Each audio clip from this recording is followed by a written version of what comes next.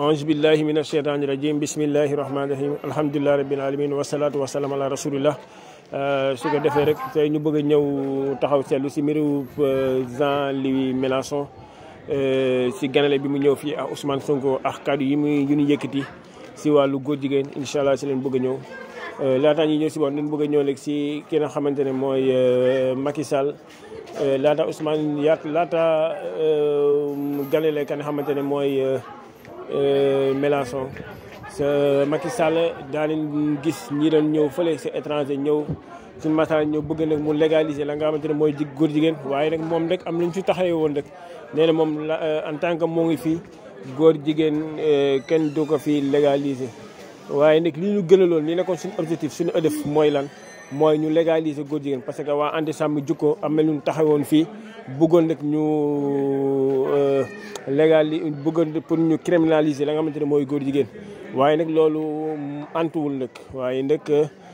bi loolu amee Ousmane Sonko am na lu mu taxawee woon am na taxawaayam mooy lan mooy waxoon ne moom bés bu nekkee si nguur gi dinañ légaliser li ñuy njëkk a def mooy lan légaliser la nga xamante ne mooy góor jigéen. waaw moom loolu la waxoon ne mooy su ñëwee incha allah loolu la bëgg a taxawal waaye nag gis nañ ne keroog moo ki nga xamante ne mooy Mélenchon seen discours gis nañ ni mu demee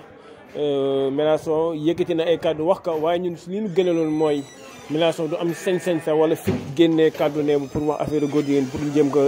légaliser fii xamante ne mooy Sénégal. waaye nag Ousmane Sonko am na lu mu ko tontoon rek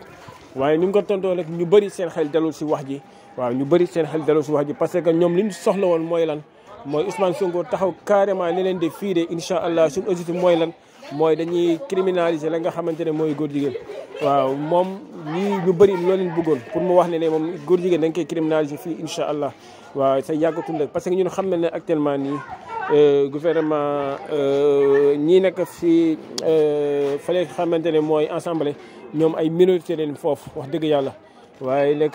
yaakaar na ne ñoom bés bu ñu ñëwee ba toog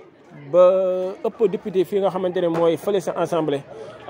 yaakaar na ne waa Andi Sàmm Jikko bi dinañ dugal la nga xamante ne mooy loi boobu. sa bés bu nga ko dugalee nag xam naa ne ñu bëri ñooy taxaw di xaar rek parce que ñoom waxoon leen loolu sa njëlbeen ñoom Ousmane Sonko bi nekkee si opposant waaye nit ñun xam ne opposant ak nguur beneen mbir la. waaw parce que dafa may lobby yoo xamante ne ñoo nekk si ginnaaw parce que ñoom Ousmane Sonko bëgg leen wàññi dund bi bëgg leen wàññi la nga mooy courant bi bëgg leen wàññi leneen waaye nag nguur dafa am ay réalité waaye nag am ay lobby yoo xamante ne ñoo nekk si ginnaaw sa lobby yooyu góor jigéen ñi presque dañ am doole fi nga xamante ne mooy si dëkk bi góor jigéen dañ si am doole. waaye nag góor jigéen ñi soo bëggee ñu financer la pour jàppale la si sa doxalinu réew il faut na am looy doxalee si ñoom loolu mooy problème bi rek waaye nag nañ jéem a négocier ak ñoom rek waaye nag gars yi ñu bëri ñooy taxaw di xaar rek mais comme dañ ñoo ko waxoon ñooy toog di leen xaar kon nag dañuy toog di xool fan la wàññi di wujjee bëtam rek. waaw waaye di ñaan yàlla xam ne fii nag réew bi dafa am bu dul sax diine bi sax waaye dafa am loo xam ne dañ ko aadoo ñun. waaye dafa am loo xam ne dañ ko aadoo sax du nga ko nangu fii ci Sénégal ñi légaliser la xamante ne mooy góor jigéen suñ li ñu aadoo mooy lan ñun xamuñu loolu. waaw aadoo parce que ñoom seen objectif mooy lan ñoom yaakaar nañ ne ñoom suñu gañewee fii Sénégal suñ ko légaliser Sénégal rek yeneen dëkk yi day yomba parce que ñu bëri dañ teg bët Sénégal ak taxawaay Ousmane Sonko fii si Afrique ni mu mel yaakaar nañ ne ñoom suñu gañee loolu rek pour yeneen dëkk yi loolu day yomba. waaw loolu day yomba waaye nag xam naa ne moom xam na loolu kon léegi su ko defee dégg ñaanal rek lépp li ñuy def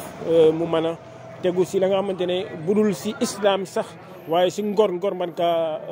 nangu waaye nag incha allah ñooy toog di déglu wasalaamaaleykum wa rahmatullah